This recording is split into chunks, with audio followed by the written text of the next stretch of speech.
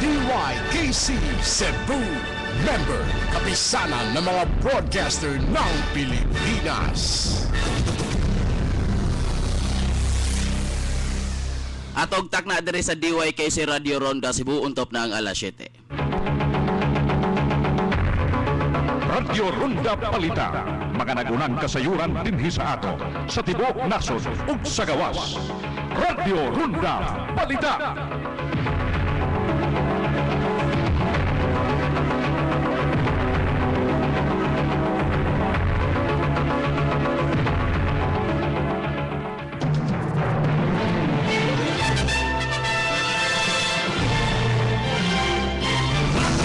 Mga higala mayog buntag. Kini si Jovelito Jaime ang maghatod kaniyo sa mga balitag mga impormasyon nga angay yung mahibaw-an karong buntaga. Ato kauban diri sa Pikas Lawak si Engineer Harry Cisneros unya at iyahag sidekick mao si Forenski. Adlaw karon nga Martes sa Pizza 29 na tuig kun buwan sa Enero tuig 2013. Atog station manager Ma'am Fahed Speedy Soto Palikte.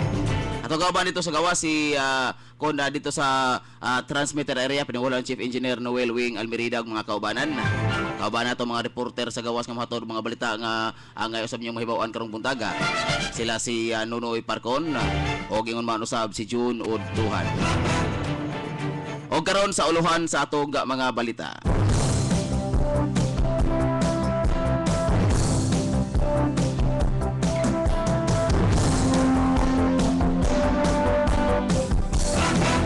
Dinhi sa ato kapulisan sa Dakbayan sa Mandawi na alarma kabahin sa sunod-sunod nga kaso sa pagpanglungkab. Nasyonal konda sa toga uluhan sa tumbalitang nasyonal. Presidente Noynoy Aquino ni pasigarbo sa mga kayuhan ngayang nadala gikan didto sa Davao, Switzerland. Samtag uluhan sa toga balitang overseas. Didto sa Afghanistan, patay aga na pulo ka tao o laing 18 ka tao ang naangol sa nahitabong suicide attack. Uluhan sa tong balita sa sports. Pinoy boxer Joey Negrino mo dipinsa sa iyahag bakos karong adlaw kontra ni Japanese boxer Kinji Kubo. Kiniguban pang mga balita ang angay nyo masayran karong butaga human lamang sa mga importante kayong pahinomdom. Standby.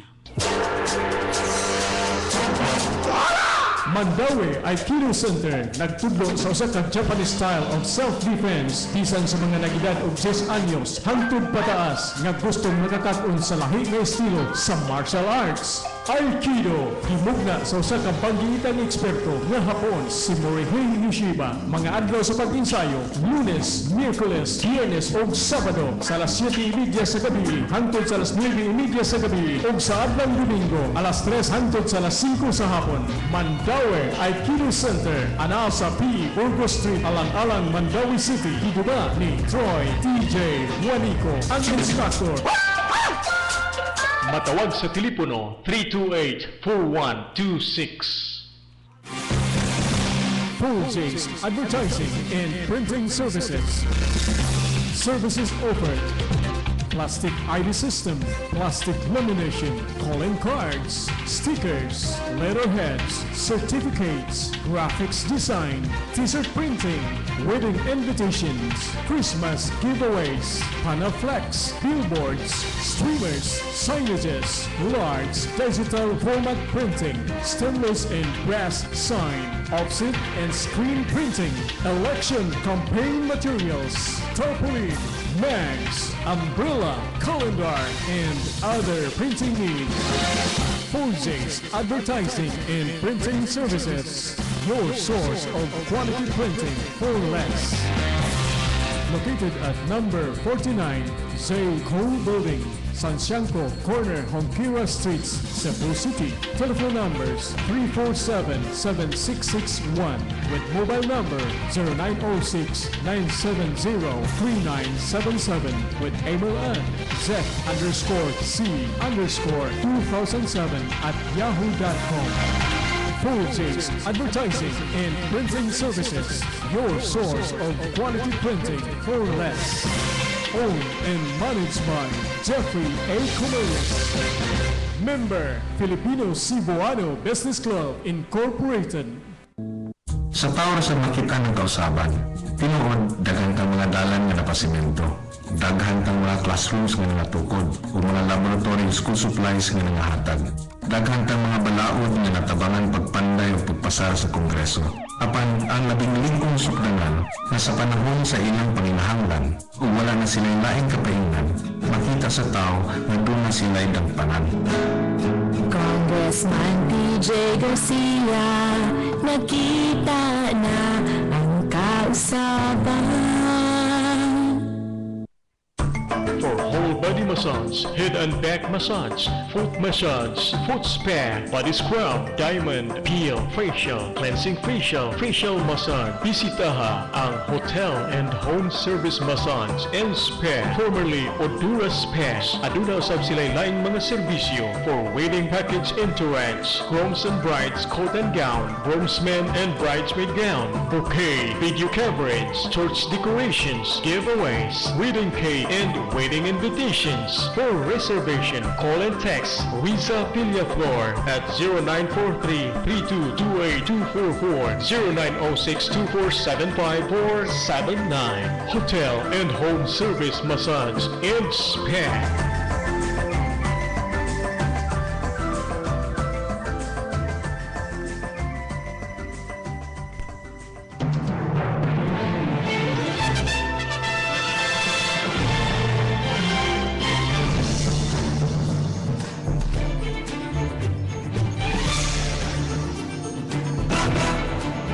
O karon sa detalye na sa atong mga balita. Ini sa aton alarma na karon aga kapulsan sa dakbayan sa Mandawi, kabahin ini sunod-sunod nga nahitabong pagpanglungkab. Di na libuan gyud ang mga kunal kalibo-libo gyud aga nasakiyo sa mga manglungkabay. Ang kapulisan sa dakbayan sa Mandawi nagduda nga aga grupo sa mga tulisan nga midagsang panahon sa sinulog posible usab nga niya padinhi karon sa Sugbo hangtod karon nga mga panahona. Si Police Senior Superintendent Petronili Baldibrin, direktor sa kapulisan sa dakbayan sa Mandawi, nagtuo nga hangtod karon ni paghihapon sa Sugbo ang grupo sa mga tulisan nga gikan sa laing lugar. O posibleng ni apo dinhi sa dakbayan sa Mandawi ang uban niini nga nagpadayon pa pagpaniid kon kinsa ilahag biktimahon.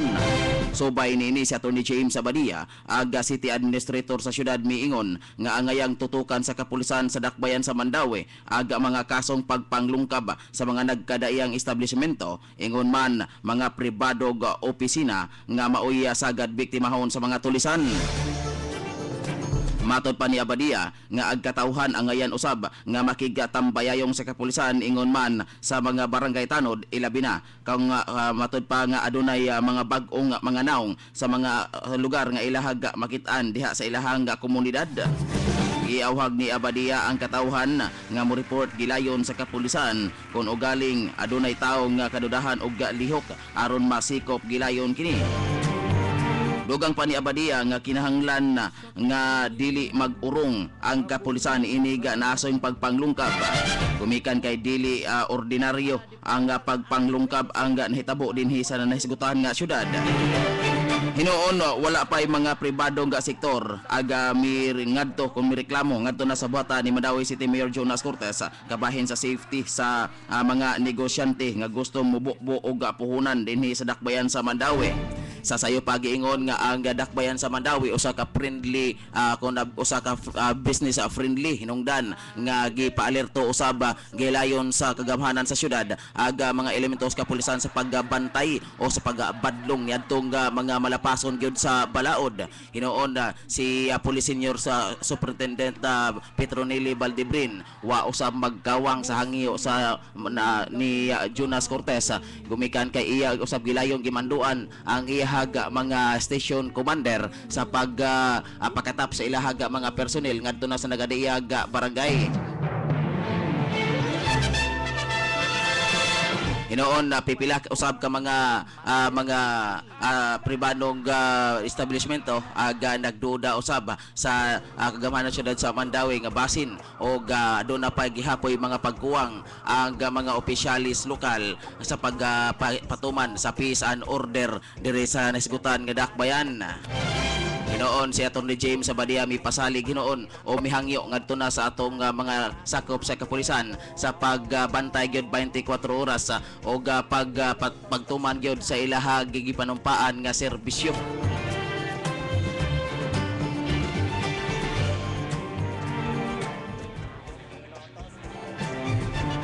So that they will get the necessary information gikan sa mga kanabitang mga example kanang makakita gid ka ng mga tambay o kung dili gali mga tricycle driver makakita magid na kung unsa nahitabo sa barangay. So maybe Si Attorney James Badia matod pa niini nga kikinahanglan usab nga aga katog mga tao mga standby mo pakita usab og pagdapig ngadto sa atong mga elementos kapulisan og mosumbong gilayon kung aduna sila'y mamatikdan nga kaldudahan kaayo og lihok.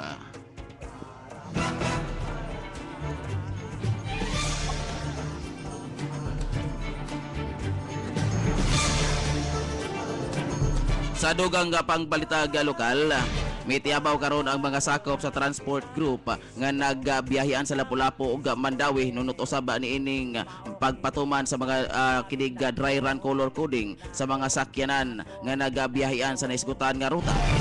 Kagahapon sa hapon, may sumbong ato na sa buhatan ni Vice Mayor Glenn Bersede, si Roldan Borses, aga representative sa transport group, gumikan kay gipangdakop sila sa mga sakop sa team o giisyuhan pagyud sila og temporary operation permit kung TOP. Matod pa ni Borses nga giharas ang iyahag mga kaubanan ni retired Major Edwin Irmak, gumikan kay matod pa nga gidakop sila bisan pa og dry run pa ang pagpatuman sa niskutan nga color coding. Hinoon matod pa ni Irmak nga nagtuman lang usab siya sa iyahag trabaho isip patig patunhay sa dagan sa trapiko. Giingon ni Irmak nga sa interview sa DYKC News kagahapon, matod pa ni Irmak nga gidakop niya gumikan kay nakalapas kini sa lagda sa trapiko.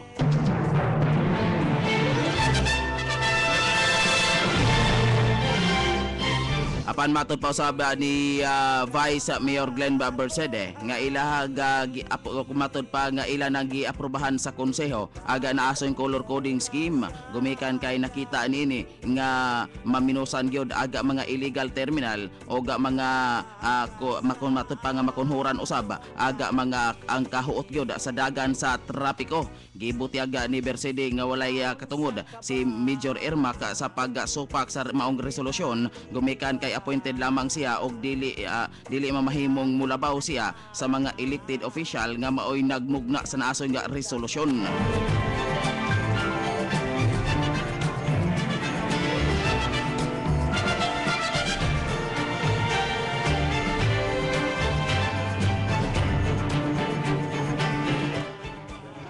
Gika naman ko, dito na may mga dryran ani. Manay dryran ani sa una nga kuan gika nila do sa una Municipal Council. Kaya pag humana na after mga 2 days lang gidakop nila kay puhuot kuno kayo. Di karon do na may ni-suggest nila nga color coding karon dili maka-affect na, dili makapundok ka na sa kanan. Mato nga mong gi-approve nila sa council without na sa ilang gika nila. Si Vice Mayor Glenn Bersede. Subay nini ang grupo usab sa transport group miyayay gyud sa maog pagpanakop ni Major Irmak, gumikan kay matod pa nini ila nang gipakita si Irmak sa resolusyon nga giaprobahan sa konseho nga nag-ingon nga dry run lamang kung gasod sa 30 ka adlaw ang pagpatuman sa maong dry run.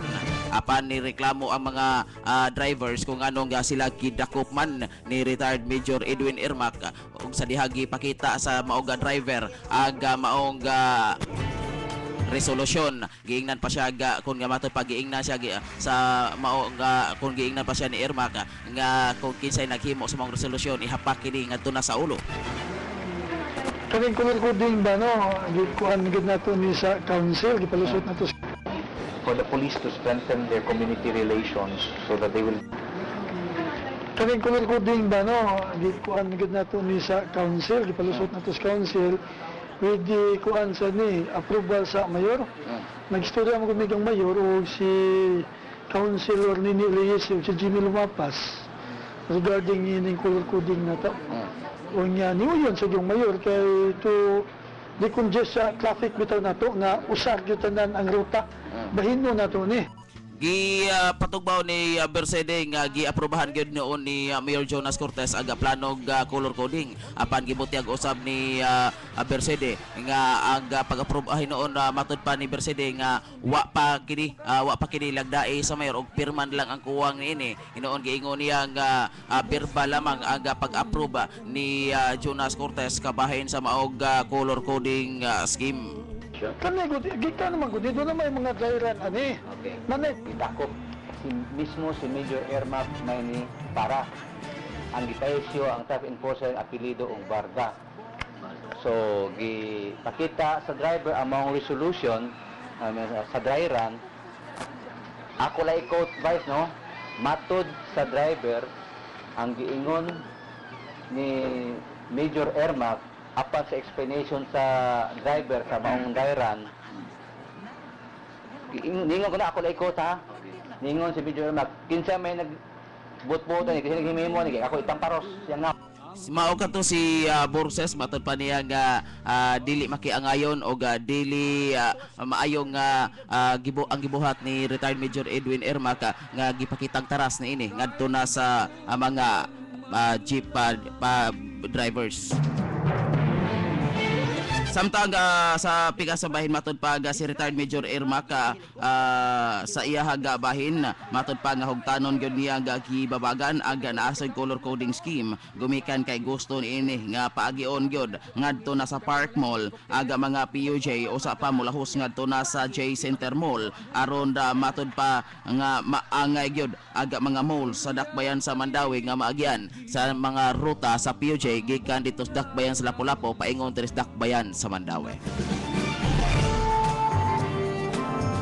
Samtang sa laig balita atong dawaton atong kutloon sa ang report gikan dito sa gawas pinaagi ni June Udtuhan.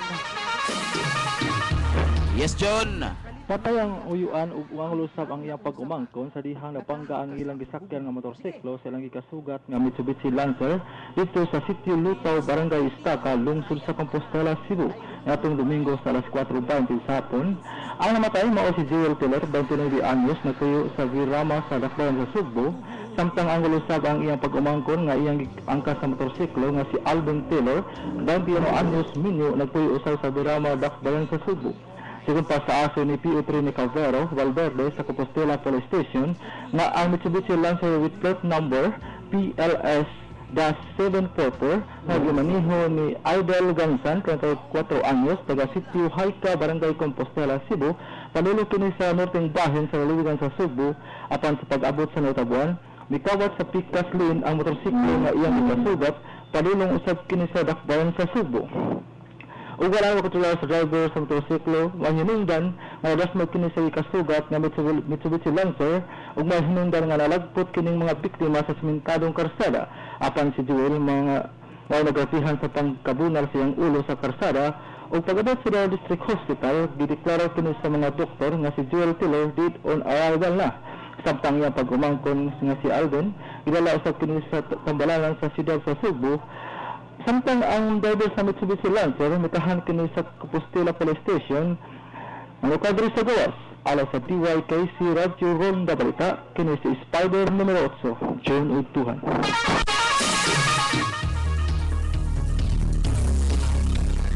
Sa dugag balita lokal mitiabaw karon ang mga sakop sa transport kumatod pag gibutiag sa record sa Comelec nga aga pag duso gihapon gidusog gihapon aga naghupot sa labing Matod pa ang Sugbo gihapon ang naghupot sa labing dakog voting population sa mga probinsya. Matod pa ni Comelec Commissioner Director Temi Lambino nga aga mga registered voters sa Sugbo miabot na og kapin sa 2.5 milyones diin naglakip niini ang dakbayan sa Sugbo, Mandawi, Lapu-Lapu nga mga highly urbanized nga syudad. Tungod niini giangko ni Lambino nga posibleng maokini ang rason kung nganong gusto gyud og kaning ang mga katong mga regular nga mga politiko nga muduaw gyud dinhi sa Sugbo atol sa election season. Nasayran nga niadtong miaging 2010 election mitala usab ang Sugbo og 2.4 milyon ka mga registered voters. Sa pikas bahin gibutyag ni Director Attorney Timi Lambeno sa Comelec Region 7 miingon nga og kon mamugos gyud si suspended Cebu Governor Gwen Garcia nga mangayo gyud og PNP court ila gyud kining balibaran. Kini human nga giila na sa ilahag buhatan si Cebu Acting Governor Agnes Magpale nga maoy gobernador sa lalawigan sa Sugbo. Matud pa ni Attorney Timi Lambino nga adto si Gwen makakuha og secure escort ngadto na sa mga pribadong agency nga mo provide og security. Samtang gipati na usab ni Colonel Rex Dirilo nga kung makapasar ang security escort ni Gwen, pwede nilang hatagan og accreditation nga makascort og mga kandidato sa nagsingabot nga eleksyon.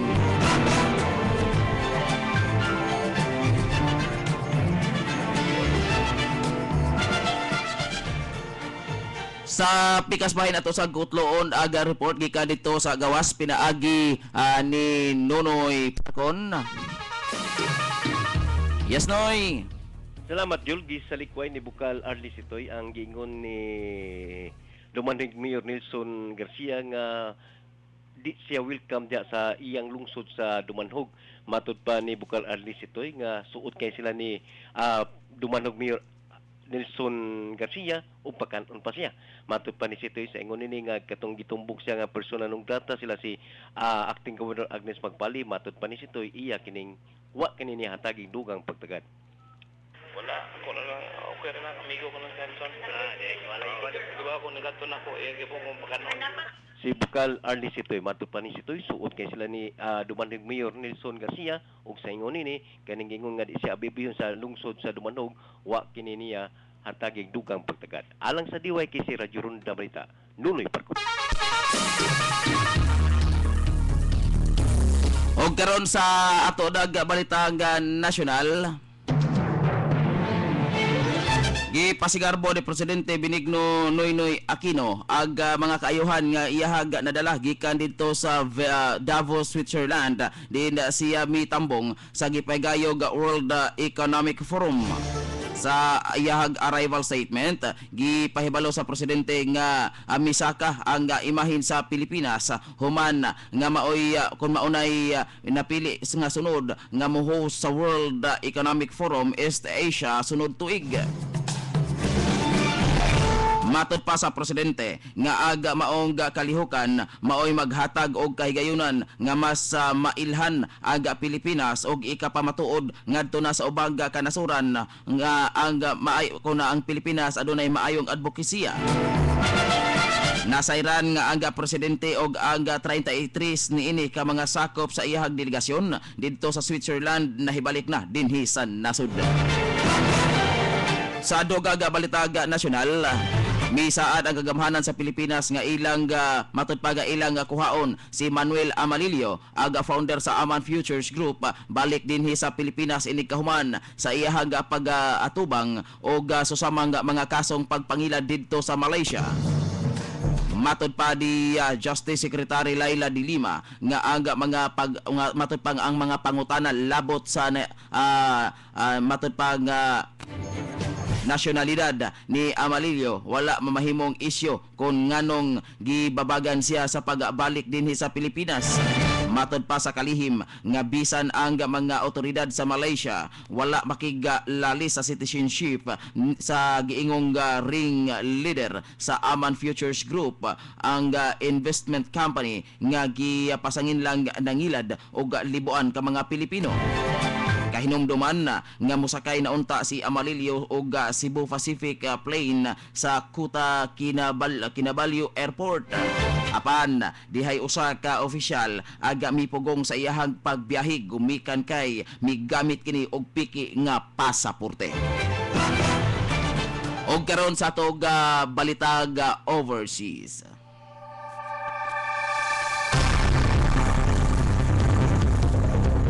Didto sa Kabul, patay aga napulo ka mga tao gumikan sa suicide attack sa Kunduz City sa Afghanistan. Gawa sa baga nakalas, laig 18 ka mga sibilyan ang nasamdan. Subay sa maoga kasayuran, gilabay sa wala pa mailhiga tao ang matod pa og bomba didto sa grupo mismo sa mga police officers.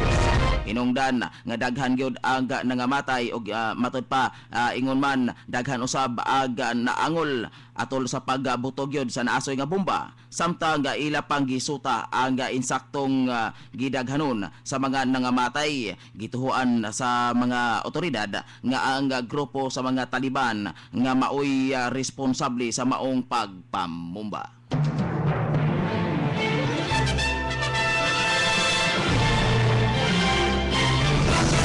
O karon sa detalye na sa tong balita sa sports.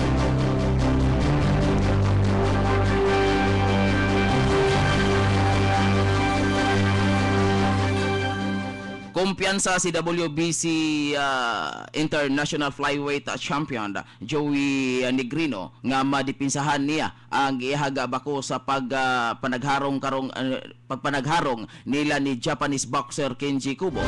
Matod pa ni Negrino nga gipangandaman na niini ang ilahag away ni Kubo. Matod pa sa Pinoy nga boksingero, kondisyon na ang hunahuna og ang iyahang panglawas og hingpit na kining andam sa iyahang pakigsangka batok sa nisgutan nga Japanese nga boxer.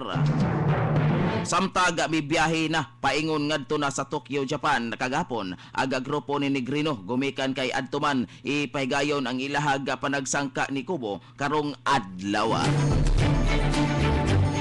Ang totoo datog kakuntakon ang report gikan usab dito sa Pag-asa Mactan alang na sa pagbana-bana sa kahimtang sa panahon.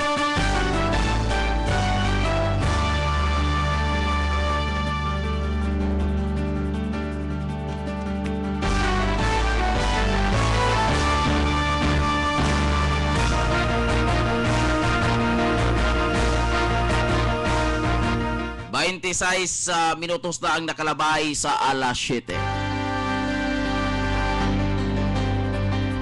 Ato pa ang gagi kunik ang atuag kahimanan ngadto na sa Pag-asa Mactan. Aro datong masayran ang kahimtang karon sa panahon mga igala kon kumusta na kay murag sayo kayong misilang kung mitoy hakaw ang haring adlaw mga igala. Di anas atong linya ang Pag-asa Mactan.